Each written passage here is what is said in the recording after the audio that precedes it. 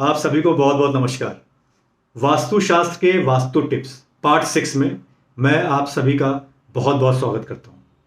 देखिए, ये वास्तु टिप्स जो मैं आपके साथ शेयर करता हूं, ये ज्योतिष शास्त्र और वास्तुशास्त्र के कुछ नियमों के आधार पर आपके साथ में शेयर करता हूं। इनका उपयोग करना नहीं करना ये आपके अपने विश्वास, अपनी मान्यताओं पर भी आधारित हो सकता है, लेकिन मेरा उद्देश्य इसमें यह रहता है कि हम अपनी रोज़मर्रा की ज़िंदगी में जिन चीज़ों को कई बार भागदौड़ की वजह से नज़रअंदाज कर जाते हैं, लेकिन उनका हमारे जीवन पे कितना सकारात्मक या नकारात्मक प्रभाव पड़ता है, इसका अंदाज़ा शायद हमको कई बार नहीं होता।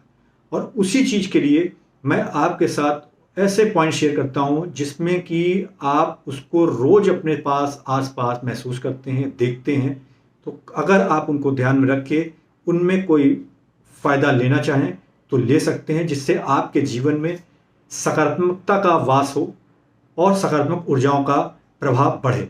मेरा यही एक उद्देश्य रहता है आपके साथ इस तरह के टिप्स को शेयर करने का। चलिए शुरू करते हैं।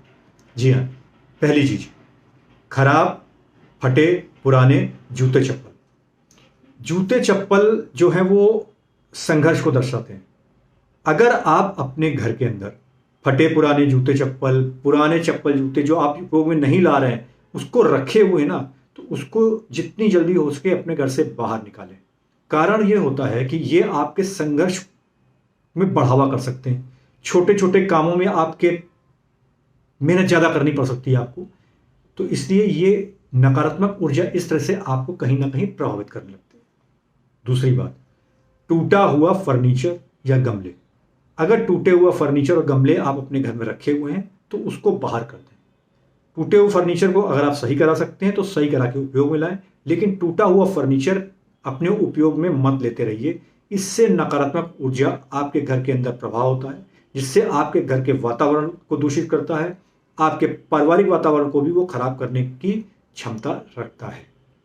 तीसरी बात, किसी भी हिंसक पशु पक्षी की तस्वीर या कोई फोटो कपल्स के रूम में बिल्कुल ना लगाएं। ये एक हिंसक प्रवृत्ति को दर्शाते हैं। इससे आपके आपसी संबंधों में एक तनाव की भावना, नहीं कहूँगा, वातावरण बन सकता है, जैसे कि सुअर की या बाघ की, कौवे की, जंगली कबूतर की, इन सब की तस्वीर या फोटो अगर आपके कपल्स के रूम में लगी है तो उसको हटा दीजिए। नंबर 5, देखिए, ये एक ऐसी चीज़ होती है जो हम लोगों के यहाँ होती ही होती है और कभी हम ध्यान नहीं देते उसको। सूखी पत्तियों का होना। देखिए, हर घर में लगभग गमले लगाते ही लोग, पेड़ पौधे। तो अगर आपके घर में और ऑफिस में सूखी पत्तियां ज़्यादा इकट्ठा होती रहती हैं तो झड़ेंगी ही झड़ेंगी, सूखेंगी झड़ेंगी। तो जैसे होती है उसको आप तुरंत उसको साफ करा के बाहर करा दीजिए। जैसे जैसे सूखी पत्तियां आपके यहाँ पड़ी रहेंगी तो आपको आर्थिक समस्याओं का सामना पड़ सकता है, पैसों से संबंधित समस्याओं का सामना भी करना पड़ सकता है। आना नहीं बंद हो जाएगा, पैसों का आपको सही उपयोग हो सकता है आपका ना हो, जिससे आपको आर्थिक समस्याओं का होना महसूस होना शुरू हो जाए। इसलिए सूखी पत्तियों को अपने घर के और ऑफिस में कहीं भी हो रही उसको इकट्ठा ना होने दें। अगला पॉइंट, देखिए, कई लोग, आज का सोसाइटी का कल्चर है और कई लोग आज भी अपने पुराने शहर हैं, पुराने मोहल्ले हैं, पुराने घरों में रहते हैं, लेकिन उसके आसपास कहीं ना कहीं हम देखते हैं कई बार चमगादड़ों का निवास हो जाता है। तो ये बहुत ही अशुभ होता है। अगर आपके घर के आसपास कहीं पे भी चमगादड़ों का डेरा है तो जितनी जल्दी हो सके किसी भी माध्यम से उसको वहाँ से हटवाने का प्रयास करें और उसको जल्दी से जल्दी वहाँ से हटवाएं, क्योंकि ये एक बहुत अशुभ संकेत है। इससे आपको आर्थिक के साथ साथ स्वास्थ्य संबंधी समस्याओं का सामना करना पड़ सकता है हमेशा के लिए। ठीक, तो इस पे अगर आपके आसपास है तो उसको हटवाने की व्यवस्था देखिए। अगला पॉइंट, उत्तर पूर्व दिशा को धन आगमन की दिशा माना जाता है वास्तुशास्त्र और ज्योतिष के अनुसार। तो अगर आपकी ये दिशा साफ सुथरी नहीं है या उस पर बहुत भारी सामान भी आपने ला के रख दिया है तो उसको थोड़ा सा सुव्यवस्थित करने की व्यवस्था करें, उसको उस जगह को खाली कराएं और जितना हो सके यथासंभव उसको साफ सुथरा रखने की कोशिश करें। अगला पॉइंट है आपका, उत्तर पूर्व दिशा को, जो उत्तर पूर्व दिशा है, जैसे मैंने आपको बताया वो धन की दिशा मानी जाती है, उसी तरह से इस दिशा में कभी भी अंधेरा मत रहने दीजिए। अगर आपके यहाँ कोई प्रोविज़न नहीं है तो कहीं छोटे कोई बल्ब जला के रखिए।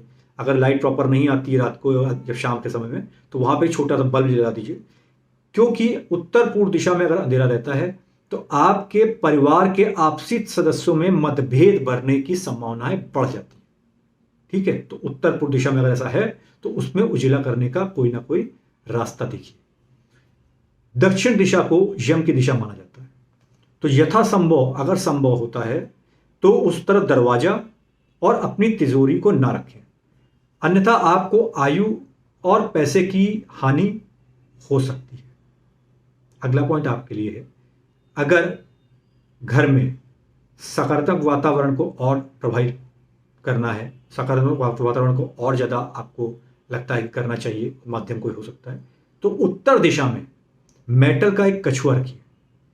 ये भगवान विष्णु से संबंधित माना जाता है और वास्तुशास्त्र के अनुसार अगर आप ये रखते हैं तो आपको अपने घर में सकारात्मक वातावरण का सा बनता हुआ महसूस होने लगता है। तो अगर इस तरह का है तो आप अपने घर में उत्तर दिशा में एक मेटल का कछुआ रख सकते हैं। ज्योतिष शास्त्र के अनुसार घर के अंदर कभी भी कांटेदार पौधे मत रखिए।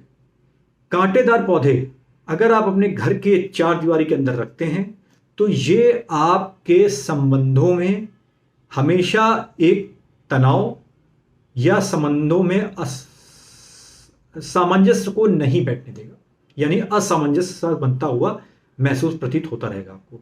तो अपने कमरे में से, अपने घर में से कांटेदार पौधों अगर आपको रखने का शौक है तो उसको बाहर की तरफ रखने की व्यवस्था कीजिए।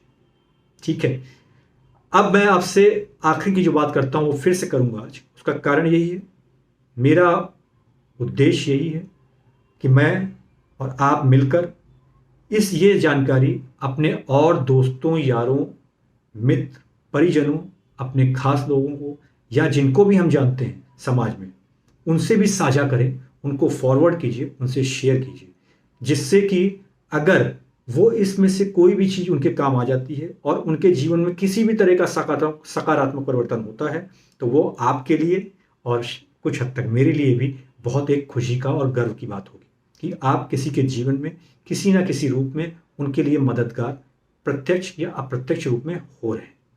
ठीक है, हाँ, लेकिन चलते चलते अगर आपने मेरा चैनल सब्सक्राइब नहीं किया है तो प्लीज़ कर लीजिए, क्योंकि मैंने पहले भी आपसे एक बार कहा है ना, आपका सब्सक्रिप्शन मेरा मोटिवेशन है। ठीक है, थैंक यू सो मच, फिर मिलता हूँ।